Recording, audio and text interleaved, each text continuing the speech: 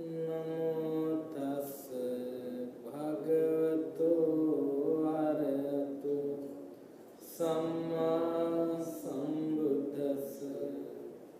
Sadhu, sadhu, sadhu. Alright, now we are going to talk about the most important thing, which is the path. The last noble truth, the fourth one. The fourth noble truth is the path. So we talked about the problem, which is suffering, aging and death, and this, those are inherited. So what causes that suffering? And we talked about that. That's the second noble truth. The third one is, what is the solution and cessation? What is cessation of suffering? Cessation of the craving or suffering. So now the point that we need to understand, the important thing that we need to understand is, how can we understand suffering as suffering? How can we let go of the cause of suffering? And how can we achieve the cessation of suffering? Right, okay, now there is a cessation of suffering, but how can we achieve that? So to let go of, to achieve the cessation of suffering, we have to let go of the cause of trouble, cause of suffering. So in order to do that, we have to understand suffering. So then what will bring that reality into our life? What will open our mind to the reality? What is the way? What is the path that I can use practically in my life to go beyond belief? How can I experience it within myself? What is the path? What is the way? How can we do that? That is the important thing that we need to understand. So, because, we want to go beyond belief. We want to understand that within ourselves. Because the enlightenment that we talk about in Buddhist teachings, the fully understanding, the realization, the awakening, cannot be gained through a mere knowledge or mere faith. It only can gain, the realization only can gain through the path which takes us to the experience or to the realization that helps us to go beyond belief. So then we don't get stuck in belief, and then we don't want to be on a hope. We don't want to depend on a hope, because we know what I'm going to have and what is going to happen, and we know what is the path, we know the destination. So there's no doubt there. So now we want to know what is the path. What is the path which helps me to go beyond belief and understand what we are talking about? So that is the fourth noble truth, the path.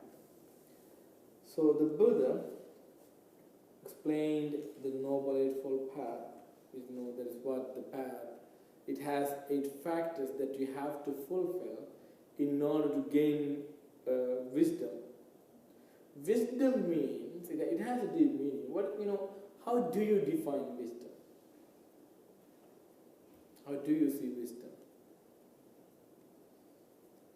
What is the meaning of wisdom? We use that word, right? Wisdom. Knowledge practiced. Knowledge and practice. Yeah. This is how we define it. The ability to see the reality of things as they really are. It is beyond belief, it is beyond faith, it is your experience. The ability to see and understand the reality of things as they really are. In order to gain that, you have to practice, you have to pay attention to that. Paying attention towards the reality is what we call mindfulness. So in mindfulness, we practice two things. First one is samatha meditation, the other one is insight meditation. Samatha and insight. So samatha and insight has 8 factors. They have 8 factors. So the gateway to enter the path is the right view. That is the most important thing which helps us to gain the result from meditation, from insight meditation, from samatha meditation. If we don't have the right view, we are unable to get the real benefits from the meditation. You may get a concentration, but you may not get full benefit out of the concentration. You may get stuck in concentration because you have no right understanding about the concentration. So then you cannot make the destination. You may, that concentration also can, it is also impermanent. It might disappear. So then you become a loser. So you lost that one too.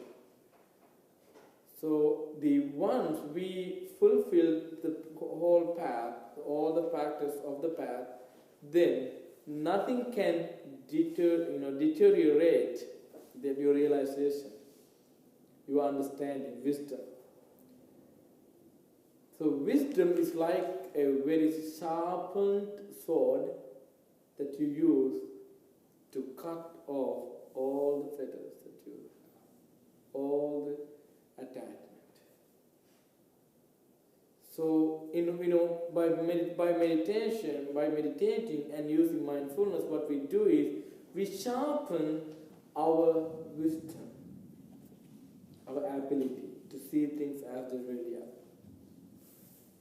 So in order to do that, we need to practice Noble Eightfold Path. So it begins from right understanding, right view. Right view means the knowledge which you have about the Four Noble Truths. You know what is wholesome, what is unwholesome. You know what is suffering, what is happiness. So if you understand what is suffering, then you know what to do. Then it shows you the path. So then when you have a sense of the reality, it opens the door to the path. Then you can get into the path. So first we need to have a sense of knowledge or a sense of Four Noble Truths. What they are, what are they, and what is suffering and what is the cause of it.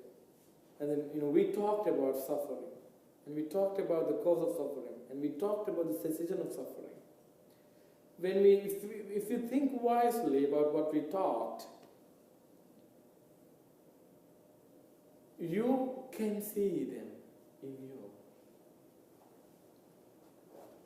So then, if you see that inside in you, then you are able to open your mind to the path. Then path will emerge in you. Because the Noble Eightfold Path is not a material path. I told you, if it was, I would get everybody on board 2 pairs of plane, and then we can drive. We can kidnap everybody and take them to the freedom. No, we can't do that. It's all about the spiritual fact, the spiritual path that you have, that you should let the path arise in you. That is why you need to be aware of what is suffering. If you don't understand suffering, if you don't see the suffering, if you don't see the problem, you can't get rid of the problem. That's why we do talk about suffering. So the knowledge about that is the right view, so gateway. So if you know that you are subject to aging, death and illness, which is suffering, if you know that, what happens is you have thoughts of letting go. You have intentions of letting go. Without that right understanding, you can't have thoughts of letting go. You have thoughts of grabbing. How can I get more? How can I get more? How can I make more? Completely opposite thing. So see how a view can change you. It really does. As an example, very recently I saw someone's comment based on the alcohol, and he says, I thought alcohol drinks will give me peace, but happened exactly opposite thing. So he thought the drinking, taking drugs would give him peace. But what happened was, he says, he has mentioned that, but what he got was suffering, no peace. He went away from peace. And he has mentioned a lot of stuff like that. I thought it will build up my relationship. Wrong view. He thought he had thought that it will give me my personality. Went wrong.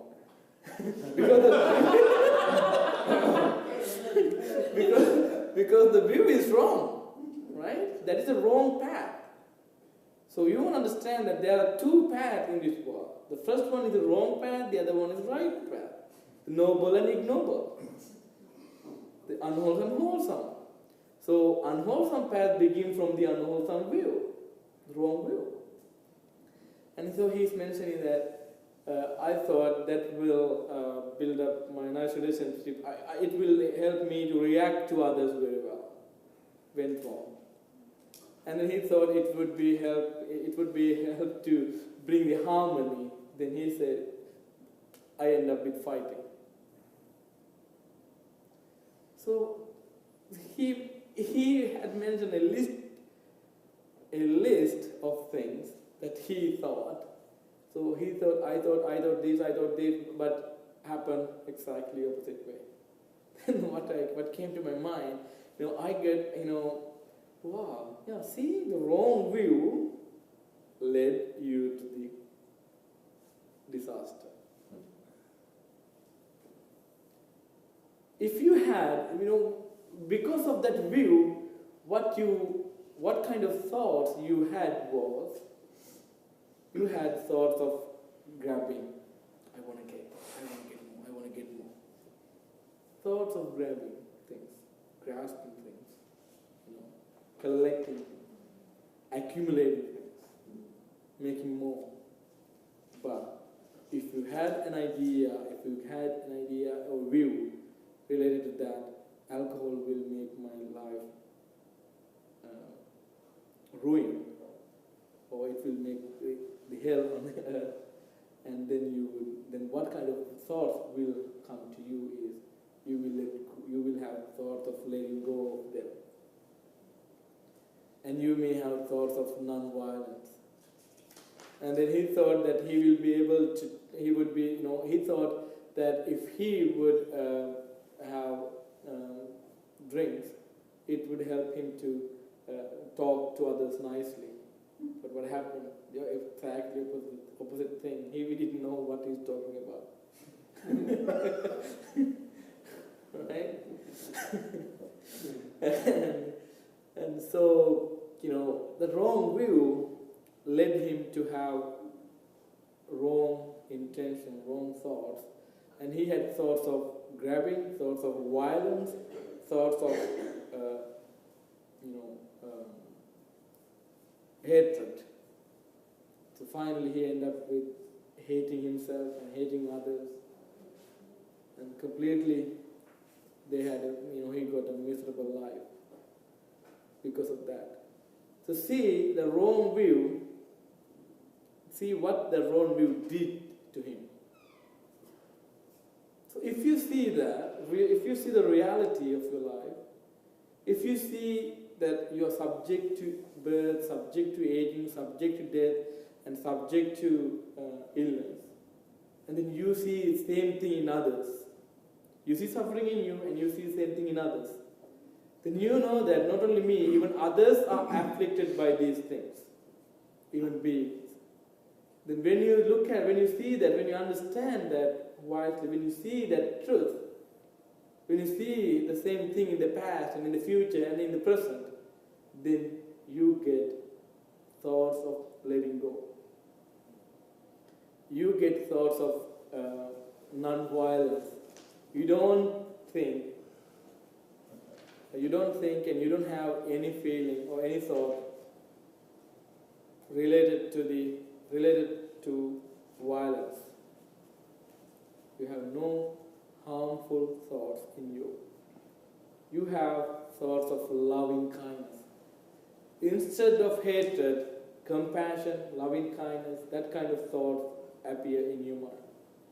It is also conditional, natural. So when you have such thoughts, which is the right intention, that's the second factor of the Noble Eightfold Path. So it begins from right view, and when you have right view, when you have a knowledge of Four Noble Truths, then you have right intentions. When you have such a directed mind, your verbal actions become so nice. Why?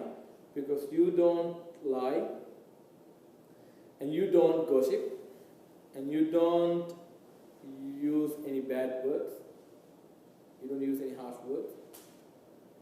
You don't abuse anybody verbally, and you don't talk useless things,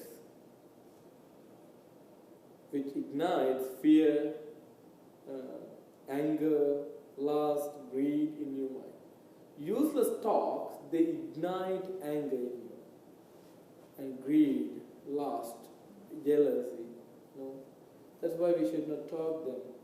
Not just because of we are asked to do, or we are forced to do, we are commanded. No, we are not commanded. We are shown the path by the noble people.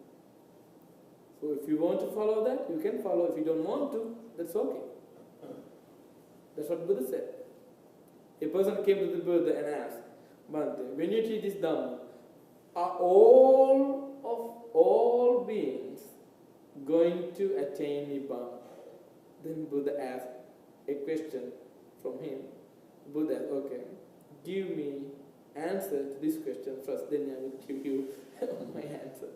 So suppose a person come to you and ask the path, the way to go to the town. Maybe it was the Rajagaha.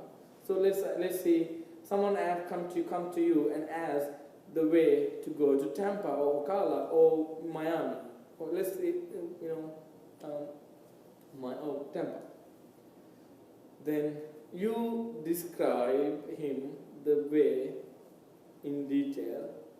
So then he begins that, and he takes the wrong exit. And he said, no, I don't believe that guy. it might be wrong. And he takes the wrong way. And then he goes that wrong way. He made a mistake, and then he says, no, that guy is wrong. There is a town called Tampa. There is no way to go to Tampa. There is no such a town. That guy comes to that conclusion by taking the wrong exit. So then Buddha asks, if something happened like that, how do you answer to that? But nothing to do with me in that case. I described him the path, but he made the mistake. He didn't understand, he didn't believe that, he didn't practice it. He didn't go, he didn't practice. He didn't follow the path. So what can I do? I have nothing to do. That is wrong with him, not with me. So okay, suppose someone comes to you and then you describe the path and he follows exactly what you said, and then he goes to Tampa and then he says, oh yeah, there's a Tampa town, that guy is right, so this is the path, and he also comes to know the path very well. Then he made the right path, he made his destination. So then how it had happened? It happened because that the person believed that God and understood and also did what he said. And also he remembered the path in his mind. He didn't forget anything. So like what the Buddha said from the household, that when people come to me, I teach the Dhamma. Some people follow the path, some people don't follow the path. The people who follow the path, they will go to the destination. People who don't follow the path, they won't. So they can say anything that they want. They can say that I don't believe that, it's a nonsense. They can say anything, but it is nothing to do with me. I show the path. My duty is to show the path. So your duty is to follow the path. That's the thing. So when we follow this path, if we follow this path, we are able to fulfill all the good factors, right to speech that we were talking about. Letting go of lying, letting go of harsh words, letting go of gossip, divisive speech, and letting go of useless talks. So if the path is clear, all what you want to do is follow it. Be on the path, be on the track. So when we have right view, it leads us to have right thought. Then our mind is well directed. And then what happens? Then you have right speech. Because you have right thought. You have thoughts of loving kindness in your mind. When your mind have thoughts of loving kindness, you don't use any bad word. You don't tell lie. Because you don't want to take any advantages from anybody by lying to them. You don't calm them. Because you have thoughts of letting go. Why? Because you saw suffering within you and within others. You know the reality, therefore you have a thought of letting go. So then you have such a good morality, moral behavior. You have a nice word. You become a trustworthy person. Some people can trust you. Why? You don't lie. And also you don't say any words that can break the harmony in the society, break the harmony among friends. And you don't use harsh words and useless talk. Your talks become very beneficial. It's good. Your talks deserve to remember. That's why I told you, if you met me 10 years ago, any of my talks, my words, wouldn't worthy of remembering or keeping memory in your mind. But now, the words that I say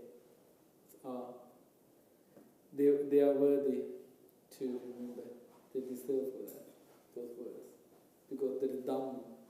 That doesn't come from me, that came from the Buddha's teaching. So that now the teaching of the Buddha come through me, my words. So that's what I teach. So then there is right speech there. You talk with speech becomes very valuable. It's good to remember. It's good to listen to you. So So then you become you are deserved to be listened, or people will come to you and listen to you. And then if they are wise enough to understand that, they will understand it. If they're not wise enough to understand that, they won't do it. They won't practice that. So there's nothing wrong with you. That's why the Buddha, nobody could hurt the Buddha, and because the Buddha helped everybody, and if people didn't follow the path, it didn't hurt the Buddha. If people follow the path, even it didn't hurt the Buddha too. Because he was at such equanimity. He was perfect with it. Even if you are a teacher, you have to be like that. Sometimes when you talk, audience, they don't listen to you, you shouldn't get angry with that. So, some people are listening to you, you shouldn't get attached to them. You have to stay in balance. You have to keep yourself balanced without pushing things away and getting attached. That's the very hardest job we have to do. That also comes through the path, because you understand, you know what is suffering, what is the wholesome, what is the unwholesome. You know that. That's why you are able to have such an equanimity, such a level of equanimity, and be strong. So you have right speech. So then you have right actions. When you have such view and such thoughts and such a speech, you don't tend to harm any being. You know that. You take yourself as an example. So you think, do you like to be killed by others? Do you like to be cheated by others? No, right? Same way, others also don't like it. You don't like to be killed by others. Same way, even bugs and all beings don't like to be killed by it. So the Buddha said, take yourself as an example and see it, and then come to the path. Let go of that. When your mind is full of kindness, then you see that. Then you are able to let go of that actions. And right action, the letting go of killing and the stealing. You don't like to be stolen, right? Now what if somebody comes and take your car away? Do you like it? You don't, right? So it's same with others. Nobody likes to be stolen by. So take yourself as an example. And do you like to see your wife be with another person? If your wife or girlfriend betray you, do you like it? If your husband betray you, do you like it? No. Then don't betray anybody. Don't cheat. Don't cheat on wife, don't cheat on husband. Let go of this sexual misconduct. Develop your relationship with your husband and wife. That's right actions. I'm talking about lay life. In monkshood, it's different. I'm observing celibacy life. That's why we call it speedway, highway, big, like a song. So that's right actions. So then right livelihood. And so if there is a right livelihood, there is a wrong livelihood too. That if you tend to make money by conning people, by cheating people, and specifically you have to be careful when you are in the business field. because people do tricks and cheat people and take money. So that is wrong livelihood. And also in monkshood, I have to be really careful. Why? If I am pretending like a really nice good monk, but I'm not, and I'm using things that people give to me, that's my wrong livelihood. I'm not on the path. I'm cheating others. I'm pretending like a good monk and noble monk, but I'm not.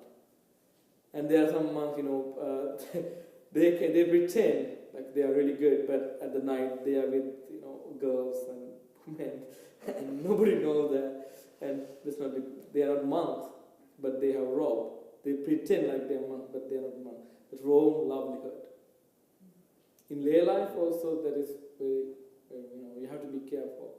You should not cheat anybody. If you are doing a business, you need to do it rightly and in the right way and perfectly as you can, and charge people in a reasonable way, according to what you did, without cheating people. Some people, like radio repairs, we have seen that kind of thing in Sri Lanka too. They prepare the radio, but the thing what they do is, if they fix it for 1 month. Again, after 1 month, it goes wrong, and then we have to take it back to him. Then he makes it again. He can make money repeatedly. Those are cheating, not good. So those are wrong livelihood, making money in the wrong way and use them to make your life. So as a monk, I have to be careful, and as a lay people, you have to be careful. We should not engage in wrong livelihood.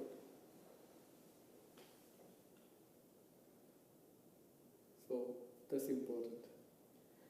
And the other one. Now, that wrong. You will engage in right livelihood when you have the right will. It's obvious. You don't tend to con anybody. You don't tend to cheat anybody. You make money in a good way. And then as a monk, I will be happy with what I am given, what I have. I will be happy with my robe that I have. I will be happy with the food that I got. That's my ability, that I can be happy with it. I'm not going to cheat people and take more, and I'm not going to say that I'm this and this and that. No. So, right livelihood. You also you need to be content with what you have and give your service to others in your business, in your career, in your business. And don't let anybody to hurt, to damage your morality or your livelihood. Don't be cheap. Don't be cheap. And don't let others to manipulate you very easily and damage your morality, damage your spirituality, damage your wisdom. Don't let anybody do that. So, right livelihood. Let go of wrong livelihood. So then, we need to, we have to put an effort to let go of wrong view, to let go of wrong thoughts, wrong intentions, unwholesome thoughts, and we have to put an effort to let go of wrong verbal actions, wrong speech, and also we have to put an effort to let go of unwholesome actions, bodily actions, and also we have to put an effort to let go of unwholesome, wrong livelihood. That is the sixth factor, effort. Sixth factor, right effort. The other one, you have to put an effort to develop your view, your understanding. You have to put an effort. And you have to put an effort to have thoughts of letting go, thoughts of kindness, thoughts of non-violence. You have to put an effort. You have to make an effort to do that. And you have to make an effort to let go of wrong speech and also to be truthful. You have to make an effort to make your speech right. And also you have to make an effort to let go of your unwholesome bodily actions and do wholesome things. You have to make an effort. You have to put an effort. You have to strive. That is called right effort. Right effort, it has a deep meaning. The Samma Vayam, it's a Pali word, that generally translated is right effort. It has a deep meaning, but just saying right effort, you can't understand that very clearly. Right effort means the effort that helps you to gain the knowledge of reality. Even the right view means the view which helps you, which takes you to the bottom of the reality, to the wisdom. The right thought means the thoughts, the intentions which gives you, which helps you, which takes you to the understanding of reality. That is the meaning of right thought. So there are 3 types of thoughts. The first one is right thoughts. 3 types of right thoughts. The thoughts of letting go, and thoughts of kindness, loving kindness, and thoughts of non-violence. The right view is the knowledge of the Four Noble Truths. So right speech is the letting go of lying, gossip, harsh word, and useless talks. And the right speech, right action, the action that take you to the understanding of reality. Those actions take you to the peace. Those are called right action. The livelihood, right livelihood. The livelihood which takes you to the right understanding, to the reality, to the understanding of the reality. So then right effort means the effort which takes you to the right understanding or to the reality, to realization, to peace. That's the meaning of right effort. So then what is next? Now you have to put an effort to let go of unwholesome things and to practice wholesome things. Then you have to have a foundation where you can place your attention very well. Otherwise, your attention will go towards a wrong thing and you won't be able to manage it. So now, where we should place our attention? That is the 4 foundation of mindfulness, which we call right mindfulness. Right mindfulness means the mindfulness which takes you to the reality. So there are 2 different mindfulness. The first one is wrong mindfulness, the other one right mindfulness. So there is a mindfulness which takes you to the trouble. Thief. I take this example all the time, very often. Thief can steal things very mindfully. They do it, right? They do it in a smart way. And also people lie, they lie very mindfully. But it's a lie. It's a lie. So that is not the right mindfulness. And people con others very mindfully without leaving any clue. They do that. This is wrong mindfulness. So the mindfulness that we talk about in Buddhism is deeper than the other things. And also in normal world, they try to apply the mindfulness to their life, and then they try to practice mindfulness, they try to bring the mindfulness to their life, but they don't have right understanding, therefore they can't take the best use of mindfulness, It is they are trying to do something like they want to be with the fire, at the same time they don't want to be burned by the fire. So then they use a trick. What they do is they keep themselves. They make themselves wet. Their clothes, and they they use the water. They have wet clothes, and then it protects you for a little while. But when the water vaporized, then you get burned. So then, when people practice for mindfulness, like that, they get some kind of release temporarily, but it comes back. Right? Do you understand what I'm saying? So it is just a temporal treatment. So what we want to do is, we need to go away from fire, we need to seize the fire. Then you will never get burned.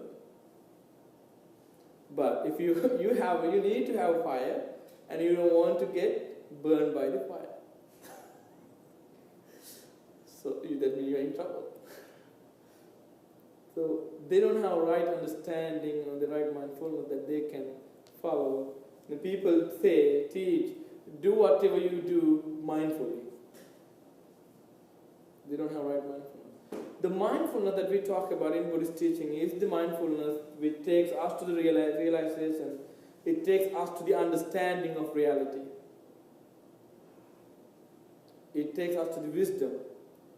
The path of the wisdom is the right mindfulness, which is the core foundation of mindfulness.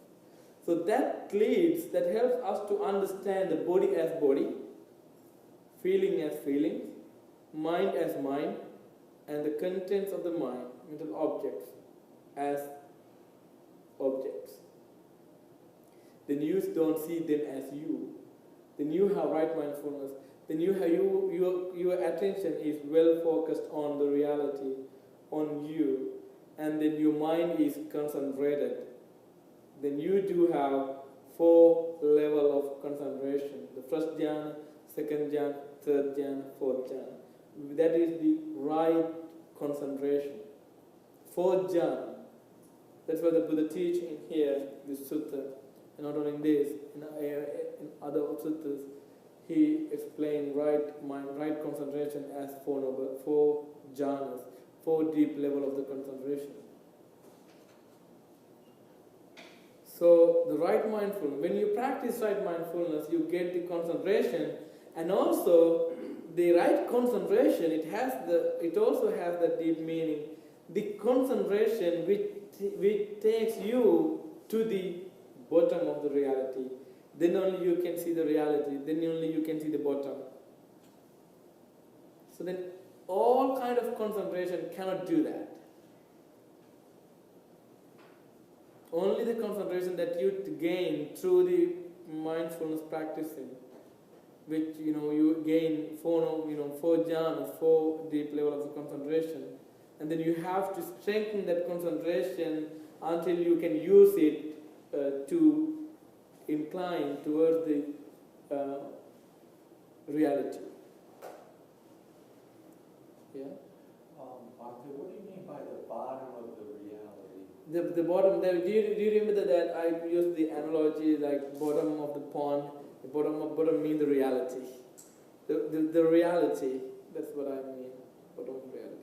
That means nothing left. You understand everything. You have gone to the bottom. You see everything now. You're not seeing the part of it. You see everything. Your life. That's what I mean by bottom. Yeah, you see the bottom of the pond. You can see everything with the wisdom. Because your concentration is strong. So the concentration that takes you to that realization, to that understanding, to that wisdom is the right concentration. So these 8 factors, 8 noble factors helps you to have another 2 factors. That is the right right and perfect wisdom, right knowledge, and right liberation. What is the right knowledge? We call sammajnana. Sammajnana, right knowledge. So that means you understand the Four Noble Truths completely, and you come to know that you are liberated. So sammajnana means that you come to know that you have done what should be done. And samma vimukti means true liberation. Then you know you are released. You are free from suffering completely. That is the right liberation, true liberation, not a fake one, not a temporal one. Then you are done what should be done. Then you don't need to put an effort anymore, because your effort is fulfilled. You have fulfilled the effort that need to let go of all the defilement that you have. Then all the Eightfold practice are completed. So, when you are practicing meditation deeply, you need to have a very strong effort, striving to do that. And also on the way, we have lots of things to do. You have to let go of the idea of having supernatural powers and things, this stuff. You have to let go of those ideas. Otherwise, you get distracted by them. So once you come to the point, then you will get them, but you don't follow that, because those are not important. And then you have to be careful, and you have to be mindful of your concentration and all the Eightfold practice too. And that takes you to the right liberation, right understanding, right the true knowledge and true liberation.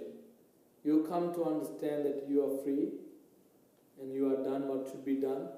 That means that means you have understood suffering as suffering, nothing left, and you have let go of what should be eradicated. You have eradicated what should be eradicated, and you have achieved what you should achieve.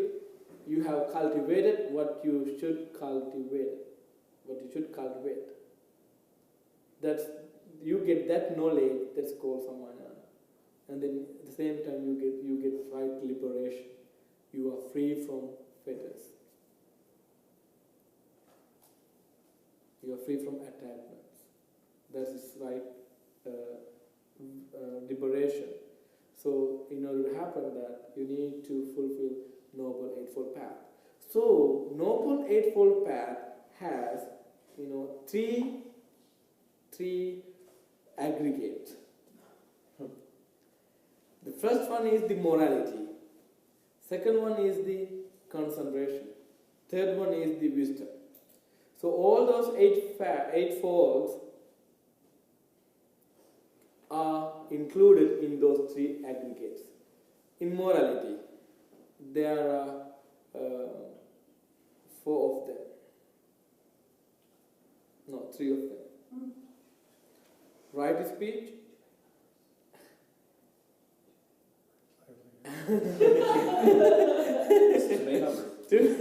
But you will understand that why, these are categorized by the Buddha and very wisely. It is because, it is for, it is because of, it is for you, it's for us. So then it is so easy to understand it. That's why they have number. That's why we do have number. That's why we don't need to. If the Buddha gave with all the path within one word, nobody will understand. Right. But the Buddha used several ways to explain those stuff, and then people could understand. So 3 aggregates: the sila, samadhi, panna. Sila, morality. So morality has 3 factors: right speech, right action, right livelihood. That is the sila aggregates, morality. samadhi, concentration, that has another three factors. Right effort, right mindfulness, and right concentration. Those three things include in samadhi. And the right view and right thoughts include in wisdom. So when you develop all the eightfold factors, what happens, the way they develop is the order they grow, the way they grow is sila, samadhi, panna. You come to the morality through the gate, which is the right view, and then you develop right view. You develop morality. When you develop morality, you are able to concentrate your mind. Then you can fulfill the concentration. More you concentrate your mind on the reality, then you can see what is suffering. What is the cause of suffering?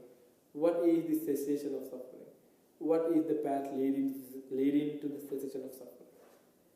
That is where you get complete wisdom. So how the Noble Eightfold Path come to fulfill, that is the Sila, Samadhi, Panna. Those three aspects. So first you develop morality. Second, you have concentration. Third, you have wisdom.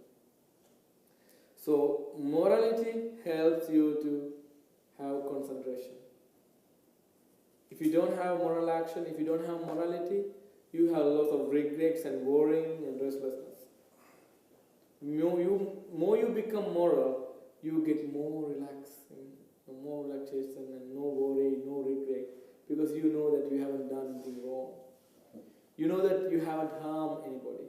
You know that you haven't hurt anybody. You know that. So then that gives a big freedom to you. So today you don't have a fear of being imprisoned because you haven't done anything wrong like that. Because of that, you have no that fear. Right? That's why you have no that fear. Otherwise, if you engage in such action, you wouldn't be able to be like this and be here. You would be filled with fear. So you want to know that your actions, according to what you are doing, your actions give a freedom to you. You are out of the jail because of you didn't engage in big wrong action. And then if you direct your action more, you will get out of lots of troubles, a lot of distress, a lot of depression. It's all about directing your mind, mental action, verbal action, bodily action. That's all about Buddhist teachings. It is very pragmatic. You have to do it in this very life. You have to begin right now. It's not just believing. It's not just based on a belief. Once the Buddha went to a village, so then the Buddha asked them. Then people came to him, and then they said, "Venerable Sir, lots of religious people, lots of leaders, lots of group of people come to our village, and they teach us they are right, others are wrong. They are the only one who teach right thing." So several groups did like that. So now we are confused. We have doubt. We don't understand. We don't understand where we should place our trust, who we should believe. Then the Buddha said, "You got confused at the right place. You got doubt at the right place. That's reasonable." Then Buddha said, "This is how we want to act. This is how we should do." Their names were Kalama, so this sutta is very famous. And the Buddha said, don't go by traditions, cultures, and don't go by books, or don't go by pondering views. And think wisely. The Buddha said, think wisely.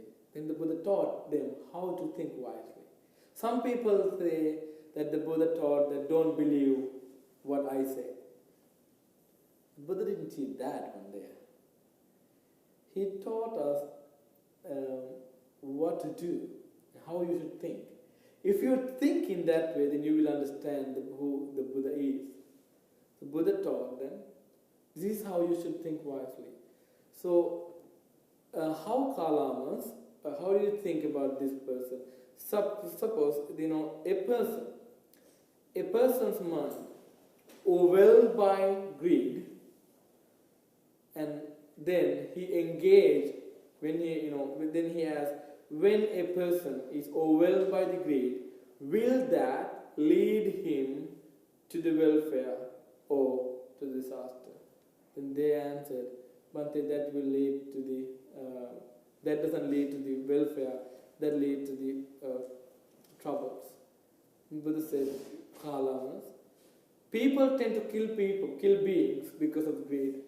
When their mind is obsessed by the greed, they tend to kill beings. When their mind is overwhelmed by the anger, they tend to kill beings, steal, and do sexual misconduct. So, and also, when their mind is deluded, when their mind is obsessed by the delusion, they tend to do wrong things. So then the Buddha asked, those actions and anger and greed and delusion, will they help him to have good fortune, or will they lead him to disaster? Who unfortunate. Then they said, Bhante, those things will lead him to harm. They don't lead him to welfare. They are not for his welfare. They bring troubles. So they see that in you. So then the Buddha asked, if someone's mind is not overwhelmed or upset by the greed, and will that lead him to welfare and to good? They said, that's right. But they said, Bhante, that's right. If that person's mind is not, if the person's mind is obsessed by the non-greed, that leads to the welfare. That doesn't lead to harm. And then the Buddha asks in the same way about loving kindness and about letting go of ignorance. What if someone's mind is not overwhelmed by the delusion, and his mind is completely out of ego? And what do you think about that person? Will he attain peace, or will he gain trouble? Then they said he will attain peace. Those villagers, those people answered the Buddha. Then Buddha said, Kalama, in that case, don't go by books, don't go by tradition, don't go by what you were taught, don't go by what you believe. Think wisely. See what harms you, what don't harm you, what don't harm you. And see that. And then let go of things which harms you. Let go of things which are unwholesome, such as greed, anger, delusion. And train your mind not to have anger in you.